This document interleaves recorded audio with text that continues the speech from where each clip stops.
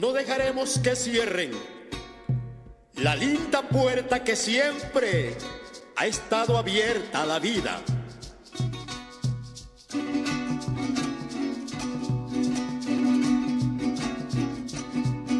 Yo no me quedo en la casa, pues al combate me voy.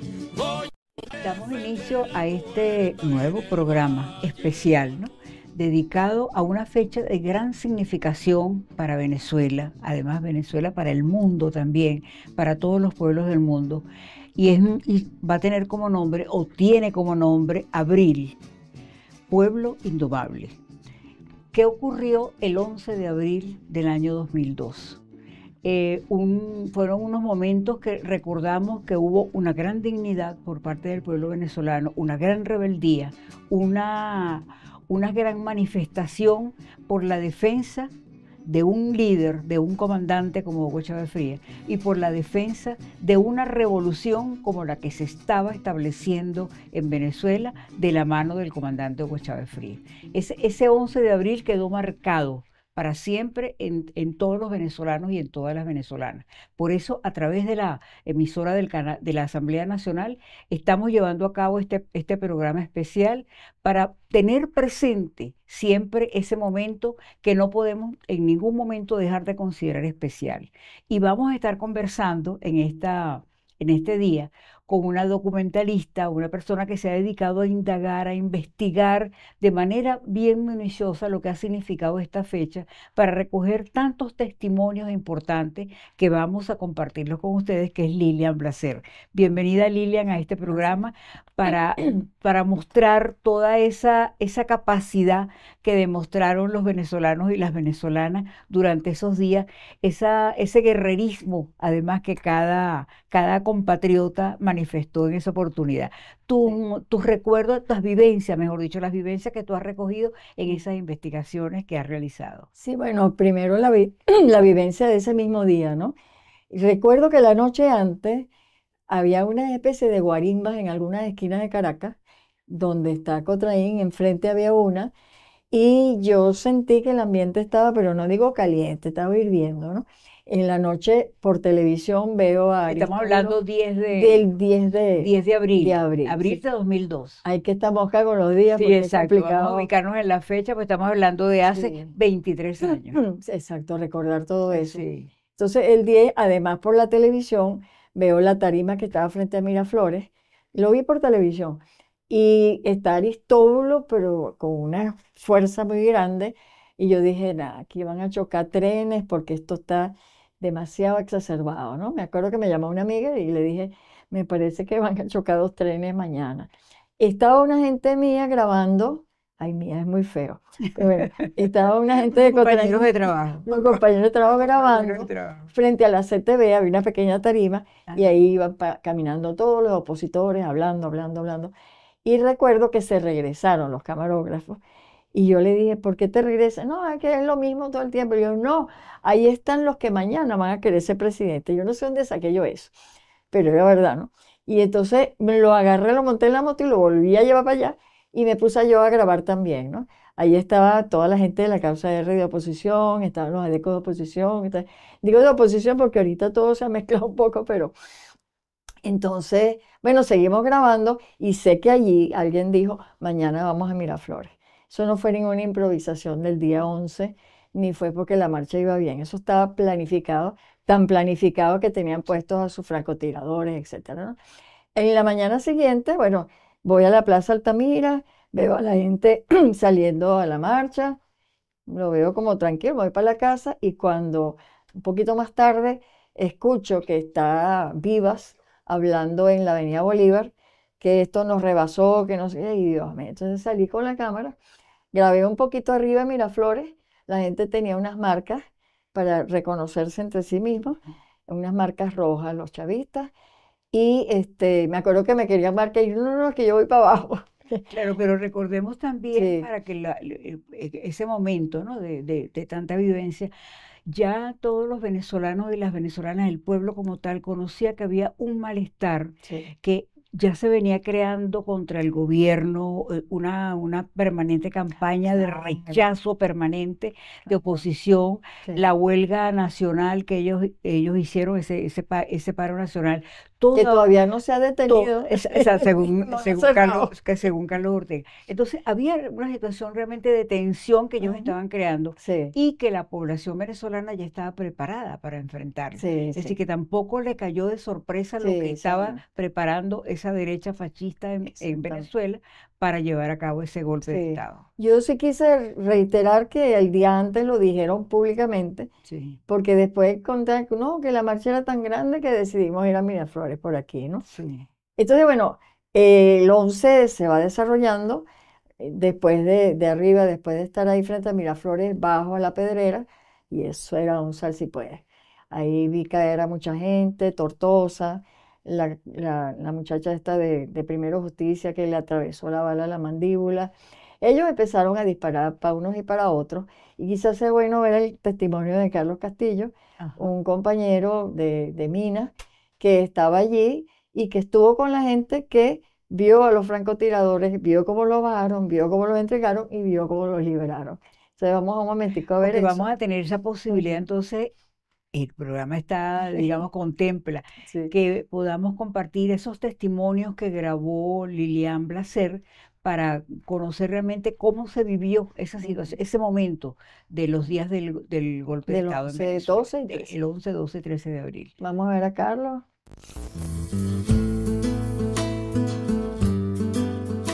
Para aquel momento del 11 de abril del 2002, nosotros empezamos a observar de dónde venían los tiros una vez que empezaron a caer los compañeros. Y nos dimos cuenta que venían del Hotel Edén. Bueno, nuestros equipos de seguridad lograron capturar a los tipos que estaban allí. Los capturamos. Entonces, yo no estaba en la operación, porque era un tema de mayor profesionalismo.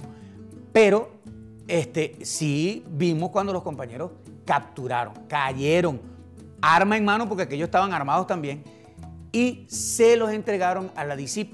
A todas estas, en ese momento, no sabíamos de qué lado estaba la DICIP, ni de qué lado estaba la Guardia Nacional, ni de qué lado estaba nadie. De hecho, un tanque que cruzó por en medio de la manifestación nuestra, nosotros le decíamos, no vayas a ser un traidor, no vayas a ser un traidor, resulta que sí era. Sí, el tipo que estaba montado en el tanque estaba montado en el golpe. Entonces, nosotros entregamos a los francotiradores y sin embargo, los liberaron al ratito. Entonces, bueno, en fin, lo que sí logramos desmontar fue el operativo de masacre que estaban ejecutando para el servicio de los medios de comunicación y la gente que estaba montada en el golpe. Acabamos de ver entonces a Carlos Castillo, bueno, una de esas personas heroicas que estuvo en la calle, que no se regresó a su casa, sino que se quedó ahí viendo qué podía hacer. Y viendo qué podía hacer, estaba también Wendy Olivo, fotógrafa de Benpress, que también vamos a oír Su el testimonio. testimonio de Wendy, otra heroína del 11. Hubo muchos héroes del 11, del 12 y del 13, y siguen habiendo ahorita. O sea, el pueblo venezolano está lleno de heroísmo, está lleno de entusiasmo por salvar al líder en ese momento, también al proceso de ese momento, al país y a la constitución de ese momento. Sí, pero también recordemos, Lilian, y todas las personas que están viendo este programa, que en ese momento toda la gente sabía lo que tenía que hacer. Exacto. La gente sabía que tenía que ir para la calle, no estaban esperando ningún dirigente que les diera, mira, vamos a organizarnos porque tenemos que ir para tal lugar, Sí. sino que la gente comenzó a desplazarse hacia Fuerte Tiuna, comenzaron a desplazarse hacia el Palacio de Miraflores, comenzaron a buscar las trincheras de lucha para cuidarlas, para protegerlas, de Exacto. manera espontánea. Eso realmente fue algo bien hermoso de todo Sí. el pueblo venezolano, que cada quien asumió su responsabilidad por la defensa de un proceso bolivariano que sabe que perfectamente que es para favorecernos a todos. Esas entrevistas eran, por cierto, Sí. para un documental que se llamaba Otras Redes, porque están las redes y están estas otras redes, y también se llamaba El Colibrí, del cuento del colibrí que está tratando de apagar un incendio que hay en la selva, llevando una gotita de agua de un sitio a otro.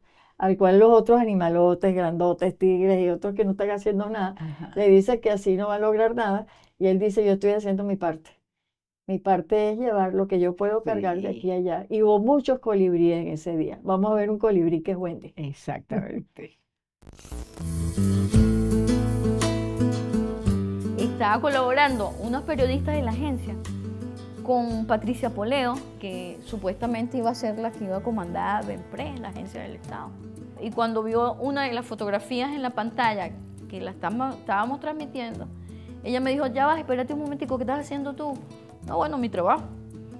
No vayas a transmitir eso, me dijo. Se sentó así a mi lado y dijo, no vayas a transmitir eso, no te atrevas. Cálmate. Yo hablo con Alfredo Peña, esas fotos te las van a pagar muy bien, te van a poner en Miami y no tienes que trabajar más nunca. Yo le dije, espérate un momentico, cuando salgas cierras la puerta, pero sal de mi oficina. Y lo que hicimos fue que nos encerramos y terminamos nuestro trabajo de transmisión. Yo dije, a nosotros nos van a allanar.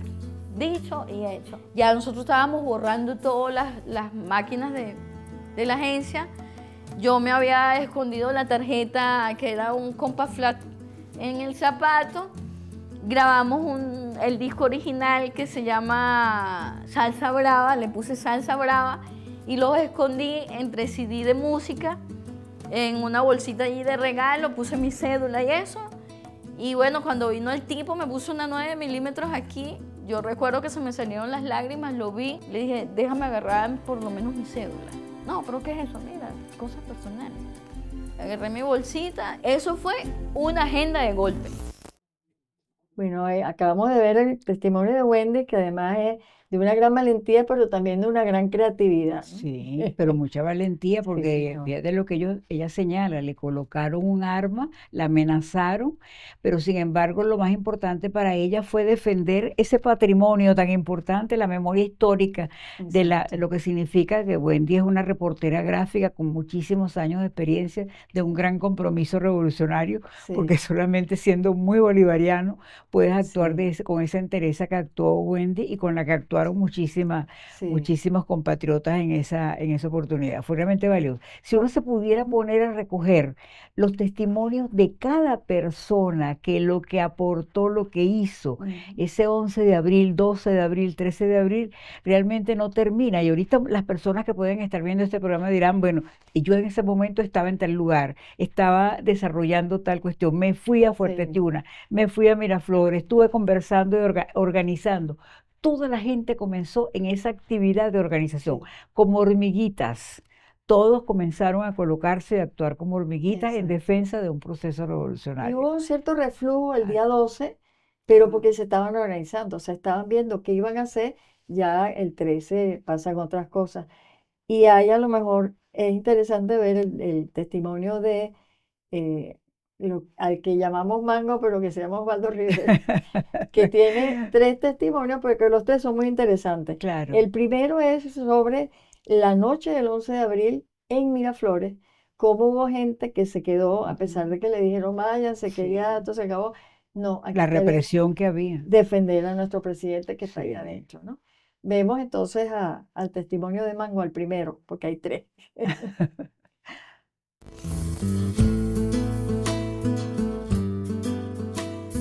Recuerdo que en hora de 9:30 de la noche, bajaron unos oficiales al puente Yaguno, donde todavía quedábamos un gran grupo de personas en la resistencia allí, diciendo que nos retiráramos. Mucha gente decía, pero vamos a quedarnos resistiendo, si haya que morir para defender al comandante Chávez, porque el comandante Chávez está metido en el Palacio de Miraflores, y nosotros no vamos a dejar que el comandante Chávez muera solo, vamos a morir en combate como murió Allende con el comandante Chávez. Así decía la gente. Bueno, ahí vemos otros héroes que no son solo Mango, sino todos esos que estaban frente a Miraflores esa noche, ¿no? Tratando de defender lo que a lo mejor ya no se podía defender, pero que 3 días después resucitó. Pero que sabían además que con su presencia, su participación, era una fuerza importante que lógicamente que posteriormente amilanó a esa derecha, Sí. porque esa fortaleza de esa fusión cívico-militar después que hubo, Sí. permitió que se escaparan ellos y después vamos a ver posteriormente nosotros en los Sí. otros testimonios que Lilian Blaser nos está exponiendo en este momento, cómo fue todo ese desarrollo, cómo fue todo ese momento tan importante Sí. que vivió Venezuela y que quedó totalmente sembrado Sí. acá en nuestra historia, ¿no? Es algo realmente inolvidable, es algo que además queda para esos procesos revolucionarios, esos procesos de defensa de la soberanía que se deben desarrollar también en otros países, con esa gran Sí. dignidad como la demostró el pueblo Y creo venezolano. que fue una lección para el mundo entero, porque era Sí. una batalla que estaba perdida. O sea, ya Chávez estaba preso, ya ellos habían tomado prácticamente todo, y sin embargo, tanto militares como civiles se unieron para retrogradar algo que estaba completamente tomado. Yo me acuerdo que el mismo día, el 12 de abril, una prima me decía, no, se están levantando, no sé, ya, ay, Graciela, eso se acabó ya. O sea, ya uno también sentía que se había acabado. Sin embargo, uno seguía yendo con la cámara donde tenía que ir. Claro. El 12 fuimos a dos lugares importantes, a la, al- a la Embajada de Cuba en Venezuela, Sí. donde acababa de ocurrir todo lo que aparece en el documental de Ángel Palacio. Hay que reconocer que Ángel Palacio es la memoria viviente de todo lo que pasó, tanto el 11, 12 y 13, en Yaguno, clave de una masacre, como en asalto a una embajada, lo que pasó en la Embajada de Cuba. Yo llegué tarde a la embajada, pero todavía estaban, mira, en pleno golpe de Estado, Ujú. los chavistas que estaban ahí le retrucaban a la gente de Exactamente. oposición que tenía toda la fuerza del mundo en ese momento, ¿no? Y de ahí me llamaron para que fuéramos a entrevistar a Aristóbulo. Ese cassette, yo lo copié, lo entregué, se perdió. Cada 9 de abril yo lo busco desesperadamente y todavía no lo he conseguido. Pero es una entrevista muy linda que le hicimos Lucía Lamagna y yo. Fuimos para casa de Aristóbulo y allí lo entrevistamos. Él estaba, cuando llegamos, estaba hablando con esta Fe y Alegría. Y bueno, estaba diciendo todo. Esperamos, grabamos por si acaso llegaban, porque lo iban a venir a buscar, Claro, ¿no? sí, Y sí. después le dimos, "Bueno, ahora explícanos de nuevo". Se grabó un cassette que se suponía se iba a llevar a todos los barrios para organizar la resistencia. Ese cassette yo se lo di a Carlos Apuro, que se lo dio a otra persona, que se lo dio a otra persona. Finalmente se recuperó, digamos, el hilo constitucional y no pasó nada con eso. Pero a mí me encantaría, sobre todo porque Aristóbulo ya no está entre nosotros Sí. y nosotras, poder, Tenerlo algún día lo voy a presente. conseguir, espero que para el año que viene, Sí. sí, ¿no? Entonces él nos decía que fue un golpe de Estado, un poco lo mismo que dijo El el fiscal. fiscal Isaías Y- Rodríguez, también ido, pero siempre en nuestros corazones, que también muy valientemente, Sí. y vamos a ver en otro testimonio lo importante que fue esa declaración de Isaías, dijo lo que estaba pasando, esto es un golpe de Estado, ¿no? Porque si no le ponías el nombre, parecía que, bueno, o sea, estos bichos mataron un poco de gente y nosotros vinimos aquí a rescatar. Claro. Y lo que habían hecho era todo lo contrario, matar el poco de gente y venir a contar una mentira. Yo creo que una de las cosas más importantes, y siempre se dice que en una guerra lo primero que muere es la verdad, o lo primero que asesinan es la verdad, no es que se muere sola, es eso, porque yo recordando un poco el momento, yo estaba en La Pedrera y lo que yo veía era gente de oposición cayendo herida. ¿Y qué piensa uno? Bueno, deben ser los chavistas, ¿no? O sea, tú puedes pensar que pueden ser los chavistas. O sea, que la puesta en escena no era solamente en televisión, sino en la realidad misma. En la realidad misma, tú estabas viendo cosas que no eran la verdad. Y eso es algo que es bien importante recordarlo, ¿no? Porque se han multiplicado las puestas en escena para mentir sobre las realidades y hay mucha gente que cae en esas trampas. Si yo lo vi, es que tú no puedes, en una guerra cognitiva, en una guerra psicológica, tú no puedes confiar ni en lo que ves, ni en lo que no ves tampoco, ¿no? Entonces yo creo que la perspicacia del pueblo venezolano, porque muchos dijeron, oye, estos chavistas están matando, y otros dijeron, no, eso no puede ser. Y eso fue lo que salieron a Claro. retrucar, ¿no? Sí, fíjate que en ese relato que tú nos estás dando, Lilian, hay algo que resalta que es fundamental, ¿no? Ujú. Por un lado había una masacre que estaba desarrollando esa derecha desesperada, porque no hallaba cómo, Sí. tomar el poder. Y estaba enfrentándose a un pueblo que no tenía miedo a nada.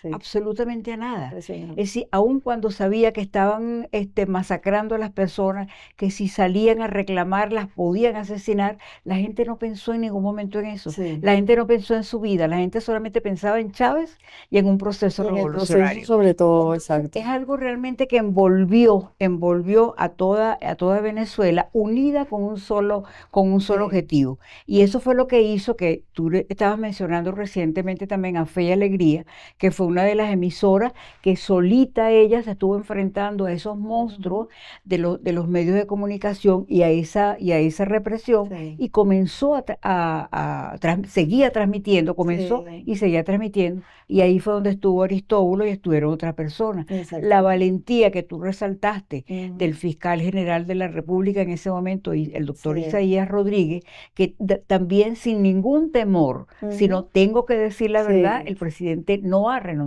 Sí. El propio comportamiento que asumió el soldado que sacó el papel cuando el presidente Sí. lo tenían secuestrado. Entonces, esa es una hidalguía Ujú. que es la herencia que tenemos de nuestros libertadores, Sí. que indudablemente hace que esto sea un pueblo tan aguerrido, tan bravío, para haber logrado realmente toda esta, porque esto fue una hazaña. Sí, El, sí. el triunfo de la retoma del 13 de abril fue una hazaña la que logramos Claro. con el rescate del comandante Hugo Chávez. Otra de las mentiras era el tema de los círculos bolivarianos. Me estoy acordando ahorita Sí. que uno veía en la televisión que supuestamente estaban allanando un círculo bolivariano y eso estaba lleno de armas.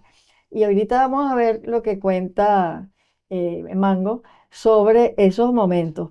¿Qué pasó ahí en los allanamientos? Le ponemos allanamientos Ajá. de mentiras. Sí, exacto. Está bien. Y qué es lo que hacían para mostrar todas las armas que tenían estos círculos bolivarianos y estos grupos culturales y deportivos de los barrios.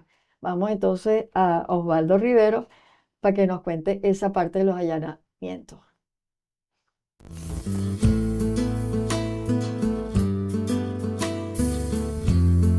En horas de la madrugada del 11 para el 12 habían comenzado los allanamientos. Mucha gente fue perseguida, muchos apartamentos fueron allanados. El caso del 23 de enero, bueno, los diferentes centros deportivos, culturales fueron allanados. De cómo se montó toda una operación, aparte de eso, mediática, hasta que llegaron una microondas, una flyaway, para transmitir cuando estaban allanando. Y decían, así vamos a buscar a todos los chavistas, así vamos a capturarlos, lo vamos a sacar de su nido, así decían, lo vamos a sacar de sus nidos, desde sus madrigueras, de sus trincheras donde están escondidos, así como está este señor aquí, véanlo, empiezan a enfocar, pero en ningún momento le enfocaron armas. Entonces, el armamento era propaganda del MBR, el manual de los círculos bolivarianos, la Constitución, las simbologías pues, del chavismo en ese momento. Ese era para ellos material subversivo. Retrocedimos en ese momento a lo que fue la época de los 80 y los 90, cuando usted le conseguía un proyector, le conseguían una cámara, le conseguían un disco Ali Primera, o sea, usted iba preso. Y como estabas hablando de la fuerza y de la valentía, hay otro testimonio de él también, de cómo empezó esa marcha que el 13 de abril llegó a Miraflores. Nosotros, Lucía y yo, estábamos como buscando ver qué estaba pasando, compramos periódicos, veíamos la televisión, o sea, uno trataba como de ver qué es lo que está pasando y qué es lo que va a pasar. Y yendo a una supuesta reunión que teníamos con unos amigos para ver qué hacíamos, nos agarraron motorizados, nos montaron para Venevisión, ahí grabamos, y después nos dijeron, no, para Miraflores. Y dejamos esa reunión. Las personas que estaban esperando supuestamente esa reunión, nos las encontramos en Miraflores también. Hay que saber dejarse llevar por el pueblo, y dejarse llevar por esa sabiduría de la gente. Esa espontaneidad, ¿verdad? Que mientras el Cierto. intelectual está viendo si escribe un artículo, y no es que reniego a los intelectuales, me parece maravillosa la labor del intelectual y es importante, y uno de alguna manera... Y la también hace planificación también es necesaria. todo eso. Pero fue muy lindo que nosotras mismas decíamos, perro, y nosotros íbamos a estar encerradas en esa reunión viendo qué hacíamos y aquí la gente lo estaba haciendo, ¿no? Llegamos a Miraflores como a las 4 de la tarde, nos montamos en un camión y ahí estuvimos toda la noche. menos un pedacito de tiempo en que me llamaron del Canal 8, Lilian, tráete las tomas que estás haciendo. Me bajé del camión, agarré la moto, no llegué al Canal 8, pues no, retomaron el Canal 8, vete para el Carrizo. Claro. Y entonces, y hay una imagen que como no la tengo, la cuento siempre. Cuando regresaba para el lugar, para Miraflores, pasé por la Vallés, por la funeraria de Vallés. Y ahí estaba un carro con un televisor de pilas y una gente viendo el televisor y feliz. Y decía, wow, el muerto está allá adentro y ellos están ahí porque están viendo la retoma, lo que está pasando, ¿no? Y yo, si yo soltaba, se me había acabado la gasolina y si yo soltaba un poquito me iba a quedar ahí. Y dije, qué foto que no tomé, ¿no? Y entonces, bueno, ahí empezó todo. Y yo creo que sería bonito ver cómo cuenta Mango, Osvaldo Rivero, cómo se comenzó a dar esa marcha, que venía de todos lados, porque venía del sur, venía también del este, y también venía de La Guaira. Que nos lo cuente Mango. Que nos cuente Osvaldo. Culpa de él. Exactamente.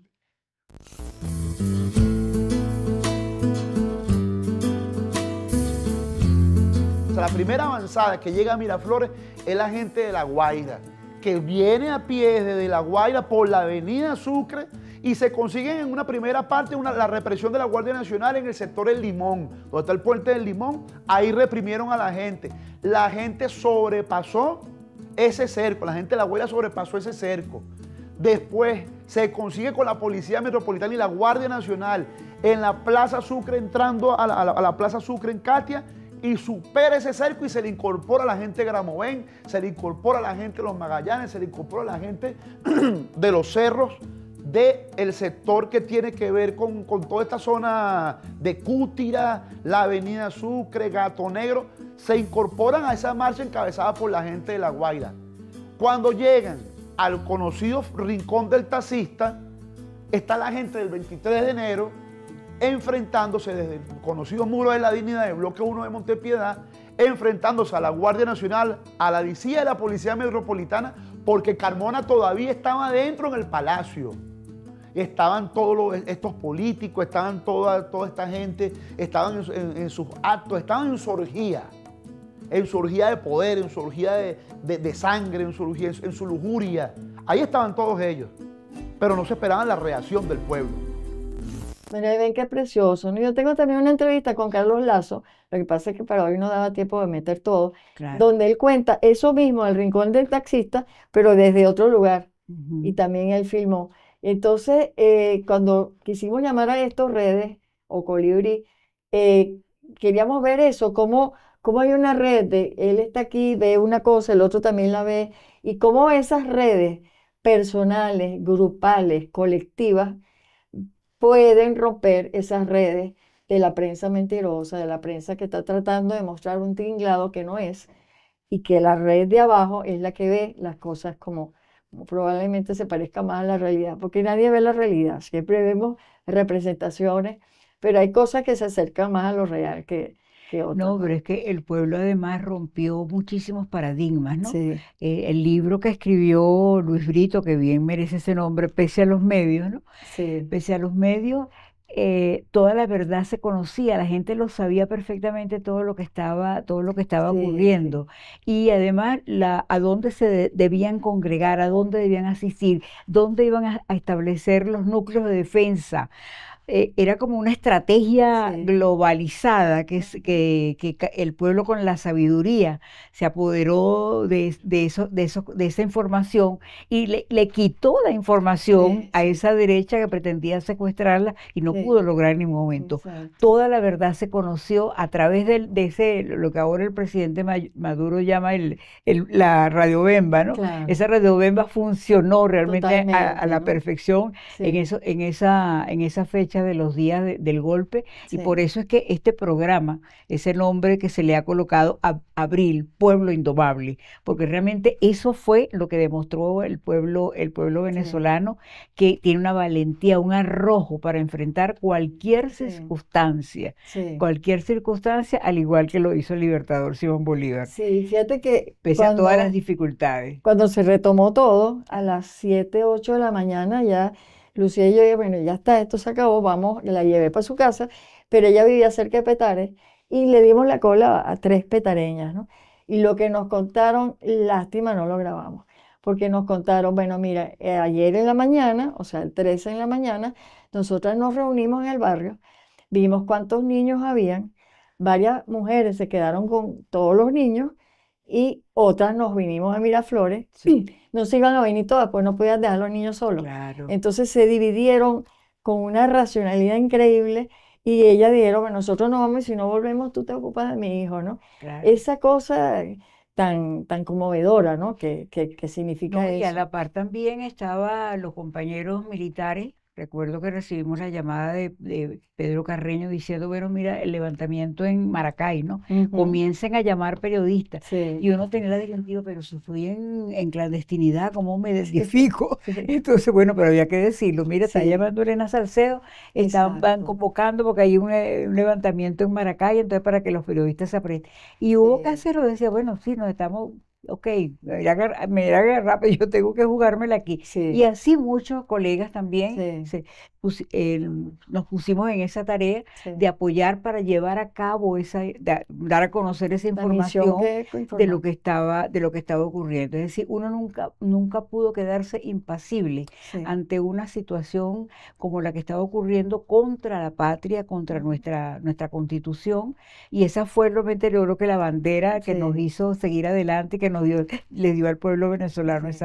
esa gran fortaleza. Y eso es lo que vamos a ver ahorita, Elena Salcedo contando cómo abrieron de nuevo YBKE Mundial.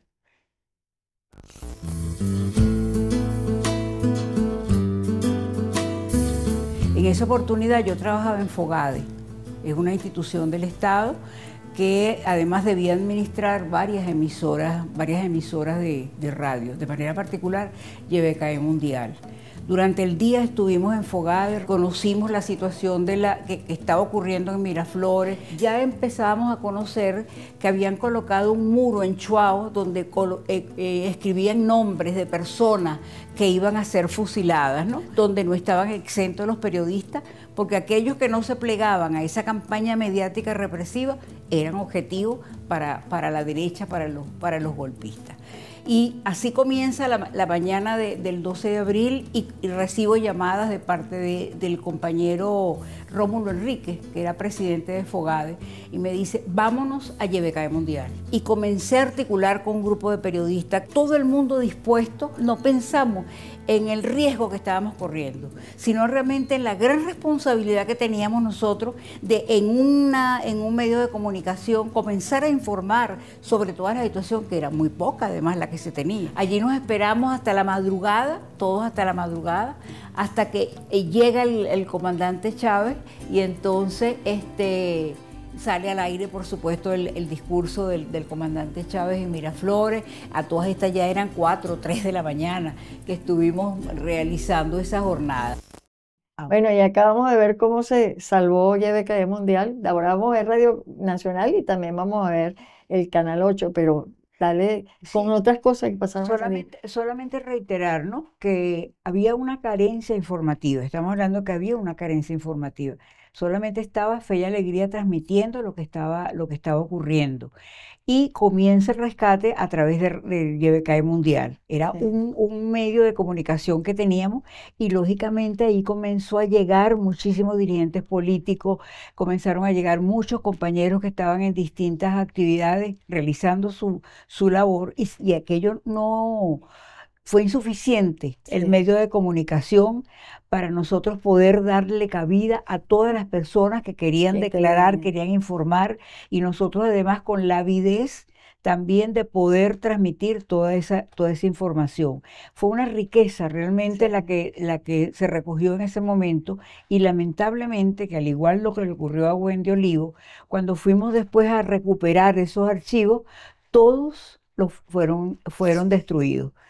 Con periodistas que trabajaban ahí, que pertenecían por supuesto a ese sector, apoyaban el golpe de Estado, y todo lo destruyeron. Entonces no quedó ninguna memoria allí de cómo fue esa participación del pueblo venezolano durante esa fecha tan importante, tan conmemorativa, que además resalto el compromiso que demostraron muchos colegas, muchos periodistas que acudieron allí inmediatamente. Algunos no podían llegar porque vivían muy lejos, no había transporte, pero todos eran con la disposición de querer colaborar, de querer participar y de querer estar siempre de frente en la batalla para demostrar y oponerse al golpe de Estado que se estaba desarrollando, que pretendía desarrollarse en Venezuela, y que pudimos realmente. Habría que escribir un libro, quizá un opúsculo, con lo que cada quien recuerde, exacto, de lo que se dijo y no de lo que quedó. De lo que todavía no ha sido recogido, y que es necesario. Anda por ahí gente que haya grabado con Claro. Oye, vale,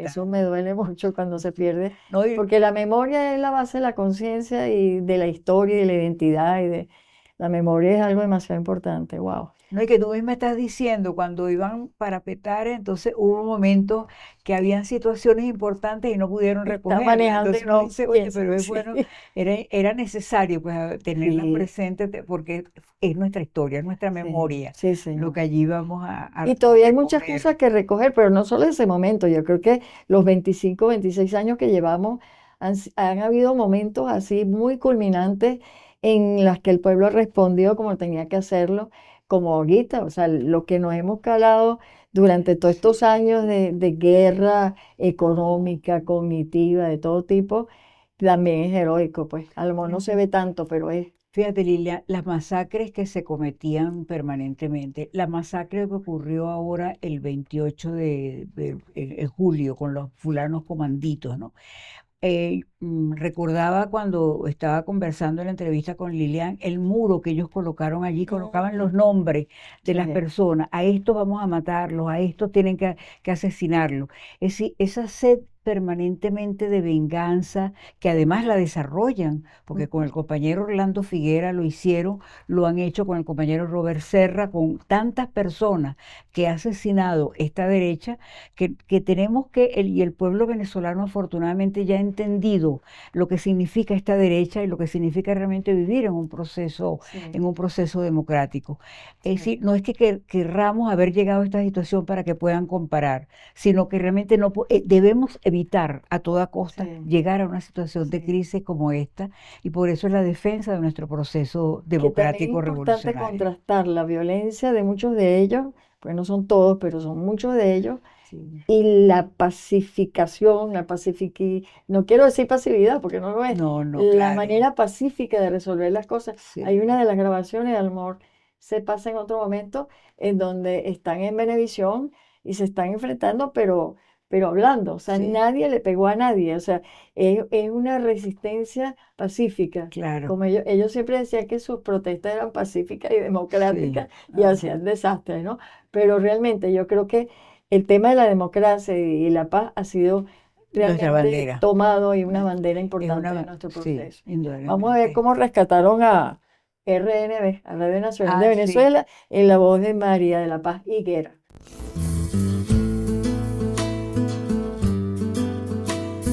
Para el 11 de abril me encontraba en Radio Nacional de Venezuela, donde nos informaron que teníamos que abandonar la emisora, que ya no íbamos a transmitir más. El mismo director de Radio Nacional había pactado con los golpistas y entregado Radio Nacional al golpe. Mi compañero de vida, Arnaldo Tavío, trabajaba en Benpress, y Anaís Arismendi hizo contacto con él y le dijo: busca a María de la Paz, porque hoy hay una orden de eliminarla físicamente junto con Servando García Ponce. Decimos, no vamos a abandonar la radio, nosotros nos quedamos aquí defendiendo nuestra trinchera, que es la única trinchera que tenemos. Sin embargo, a las 3 de la mañana ya cerraron toda la Radio Nacional, apagaron los equipos, ya no hacíamos nada y vimos con estupor cómo esa gente sacaba hasta cuadros, sacaba todo lo que estaba dentro de la radio. Radio Nacional de Venezuela estaba fuera del aire. Y vimos la entrevista que le hicieron al fiscal general de la República, donde él denuncia el golpe de Estado. Fue la palabra mágica, fue la frase que conectó a los venezolanos de buen corazón. Y fue a partir de ese momento que dijimos que no estamos escondidos nada y no tenemos miedo. Vamos para la calle. Y nos fuimos todos para la calle a hacer nuestro trabajo. Los compañeros del Chapellín entraron con nosotros escoltándonos con niños pequeños en los brazos. Eso disparaban desde las quintas que estaban al frente. Subíamos a los estudios a intentar recomponer todo el sistema para transmitir. Fíjate que María de la Paz, después que ocurrió esta situación en Radio Nacional de Venezuela, que los compañeros se mantuvieron allí, el que era el director, Roberto Ruiz, se llama él, era director de Radio Nacional de Venezuela, era una persona que estaba permanentemente en la producción de los Aló Presidentes. Ustedes deben recordarlo. Él abandonó su responsabilidad, abandonó a todos los trabajadores y después llega de manera bastante campante, como si no hubiese pasado nada, como hicieron muchísimas otras personas. Sí. Y hubo un personal allí que permaneció en Radio Nacional de Venezuela que destruyó los equipos. Cuando llega el nuevo equipo que debía asumir la responsabilidad, se consiguió con unos equipos totalmente destruidos, que fue deliberadamente cuando ya vieron que estaban perdidos, que había fracasado su intento de golpe de Estado, destruyeron todos los equipos. Entonces significó, por supuesto, un mayor gasto para el Estado venezolano, que hubo que hacerlo, cuando ya venía costando una recuperación de esa emisora del Estado venezolano, pero aún así después hubo acuerdos que se pudieron establecer, en este caso con Cuba, a través del convenio Cuba-Venezuela, para poder recuperar, modernizar y hacer de Radio Nacional lo que es ahora una potencia realmente informativa a nivel nacional. Nacional además, porque era nacional más bueno. Eso era solamente de nombre, ahora realmente es de nombre y de realidad Radio Nacional de Venezuela. Yo destaco mucho la población de Chapellín, como defendía la cosa con un bebé en los brazos. O sea, son cosas del venezolano que uno de verdad se siente muy orgulloso de pertenecer a este pueblo tan hermoso, ¿no? Vamos a cerrar con Rubén Hernández, que va a contar un poco cómo rescataron a BTV. Como él dice Ángel y no dice quién, Ángel Palacio fue uno de los que estuvo en el rescate de BTV junto con el Chucho. El autor del documental. El autor del documental que recién nombré, que hay que verlo. Claves de una masacre. Yaguno, clave de una masacre. Yo generalmente cuando viajo me llevo todos los documentales y siempre me llevo Yaguno porque me parece que es una lección de Venezuela para el mundo. Es cierto. Y bueno, ahorita vamos a ver entonces a Rubén, un poquitico más largo, pero no mucho, porque fue larga y él va del 11 al 13 de una manera muy pedagógica. Y además las expectativas que tenían las personas de que Venezolana de Televisión saliera al aire, porque había que ver imágenes, porque estaba Radio Nacional, estaba YBK Mundial, pero las imágenes son fundamentales, y no existía en ese momento Telesur. Entonces, y se acuerdan que cerró BTV, que dijo, esa porquería va fuera de Enrique Mendoza, que era el alcalde, gobernador de Miranda. Pero volvimos. Y está al aire. Veamos a Rubén entonces.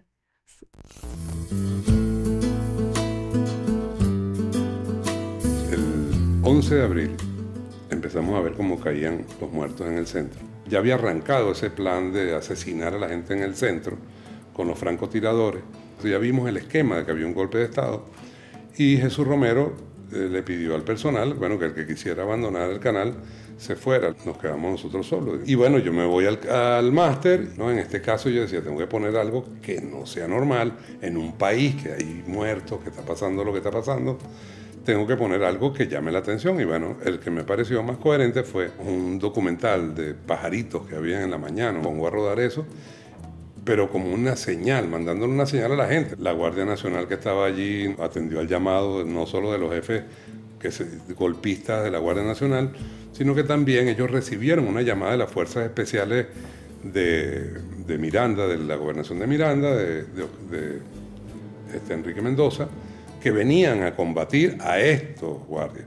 El cambio de actitud de los mismos guardias fue impresionante, porque ellos primero andaban con nosotros un café y después nos apuntaban las armas, ¿para dónde van? Pasó el 12, vimos todo el horror de aquella cosa que decían que suspendían a todos los poderes, pero lo maravilloso fue que el día 13, espontáneamente, todos nos abocamos a retomar nuestro trabajo, las cosas que hacíamos y que estábamos haciendo en función de la revolución.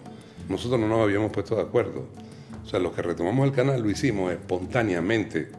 O sea, hubo un llamado, de verdad, de la conciencia, de la indignación que era haber visto lo que habíamos visto y además saber que al presidente lo tenían secuestrado, ¿no?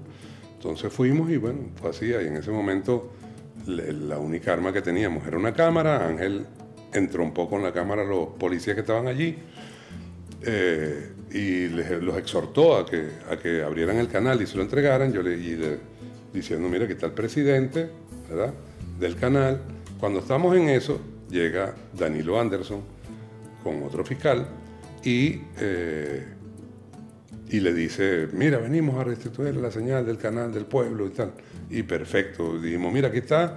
Habló el fiscal con la policía pidió que ellos abandonaban el canal, pero si no le hacían nada, si le abrían paso y no se metían con ellos, porque ellos de verdad, había ya un gentío, había un gentío ahí, que había venido de Petare, que había llevado a Miriam Caripe, una combatiente revolucionaria que se apareció allá, y bueno, con este gentío y el pueblo espontáneamente empezó a rodear el canal. Entramos al canal y cuando vimos el canal lo tenían desarmado. Ellos ya se ve que iban a apagar ese canal, eso se lo iban a entregar a otro canal o a un grupo económico. Entonces, bueno, ahí tiramos un cable al estudio y apareció Chucho con la imagen estaba lavada, no sé si recuerdan ese momento que la imagen estaba muy lavada, muy blanca, porque no se había ajustado el blanco, todo lo que, el seteo de las cámaras. No solo volvió el 8 cuando retomamos el canal, pero es que también volvió Radio Nacional de Venezuela, o sea, todos los medios comunitarios que los persiguieron, a todo el mundo, o sea, todo el mundo retomó sus asuntos y retomó sus asuntos desde la indignación, desde la rabia de que ocasionaba ver un golpe de Estado tan burdo y tan feo, y el saber que tenían al presidente Chávez secuestrado, pues fue para todos nosotros fue como el encendido, pues, ¿no?, para ir espontáneamente a retomar. Bueno, fíjense que es una parte de la historia, no está completa la historia, ¿no? Como bien lo señalaba Lilian Blaser.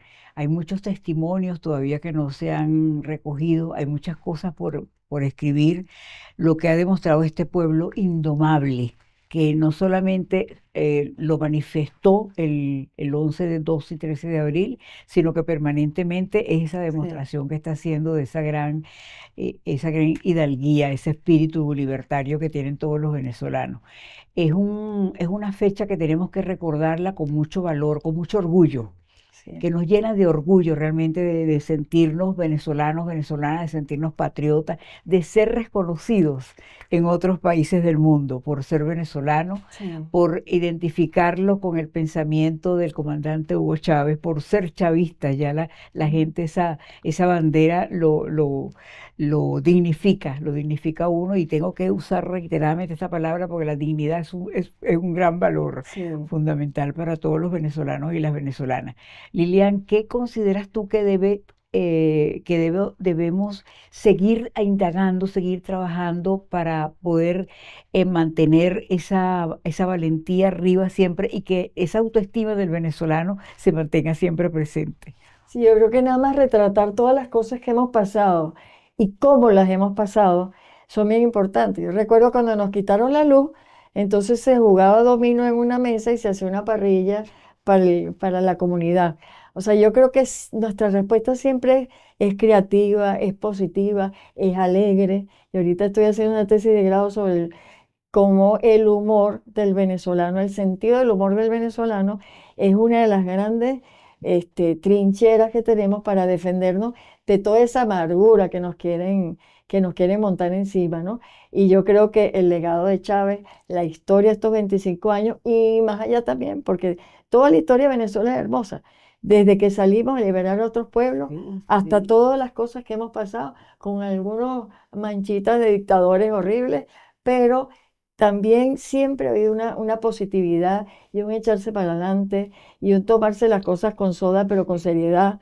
Y creo que, bueno, tenemos que hacer más documentales, más reportajes, más memoria, para que podamos seguir siendo lo que somos y que los que vienen atrás vean lo que somos para que sigan siendo eso, ¿no? Pero es que aún con todas las adversidades que nos ha tocado vivir, nos engrandecemos mucho más, ¿no? Sí, Ahora con esta situación que tenemos de acoso sí, a todos los migrantes que lo están utilizando como una bandera para criminalizar a Sí. los venezolanos, criminalizar a Sí. Venezuela. Entonces vean cómo ha sido el comportamiento del pueblo, de todo el pueblo venezolano, y además que ha llevado también esa actitud a otros países también, para que sigan defendiendo a su población, sí, que no todos los gobernantes actuaban de esa sí, forma. señor. Pero sin embargo, la manera como lo ha conducido Venezuela en la defensa, independientemente de tu postura política. Sí, sí. Tú eres venezolano, tú eres venezolana, esta es tu nación, esta es tu patria y te pertenece. Y por lo tanto, yo como presidente de la República, que ha señalado el Sí. presidente Nicolás Maduro, los vamos a defender, los vamos a proteger y vamos a hacer que regresen a su patria. Claro que Con sí. toda la barbaridad, porque no puede calificarse de otra manera, que ha realizado el gobierno de los Estados Unidos con la complicidad por parte de gobiernos cipayos como el de El Salvador. Entonces son ejemplos que se siguen dando al mundo, que una referencia bastante significativa e importante fue la impronta del 11 de abril Sí, claro de que sí. 2002. Claro que sí. Y bueno, dentro de todas las contradicciones que suelen haber en cualquier proceso político, pues la gente me pregunta, la corrupción es, dime un país donde no hay corrupción, dime un país donde no hay contradicciones, pero dime también un país donde hay un pueblo que se está como tratando de construir algo muy hermoso dentro de todos los escollos internos, externos y del medio que pueden haber. O sea, tenemos que seguir luchando por esto, por este proceso, por este país, por ese sueño que tenemos de un mundo distinto a ese mundo basado en reglas horrendos, en donde matan palestinos Sí, por acabar con ellos, porque esa es la única por razón. eliminar Por el país. eliminar a toda una etnia, a todo Sí. un gentilicio Exacto. del mundo y porque acaban con el ambiente, o sea, es el capitalismo actual, imperialista y todos los apellidos que le quieras poner, colonialista, racista, clasista, está en una de acabar con un mundo Sí. humano para producir una cosa transhumana que llaman algunos, y nosotros estamos tratando de defender la humanidad Porque con no una sé, sonrisa en la boca y sí, con la lucha en la que mano. sea humana la La humanidad. humanidad. Bueno, Así es. muchísimas gracias, Bueno, Lilian, y muchísimas gracias. gracias por este espacio, que lógicamente queremos impregnarlos a ustedes de esa Sí, emoción, de sí, ese orgullo de ser venezolanos, de ser venezolanas y de ser sobre todo bolivarianos y bolivarianas. claro que sí. Así que Chao. muchísimas gracias por su atención en este programa especial dedicado a este pueblo indomable. No dejaremos que cierren la linda puerta que siempre ha estado abierta a la vida.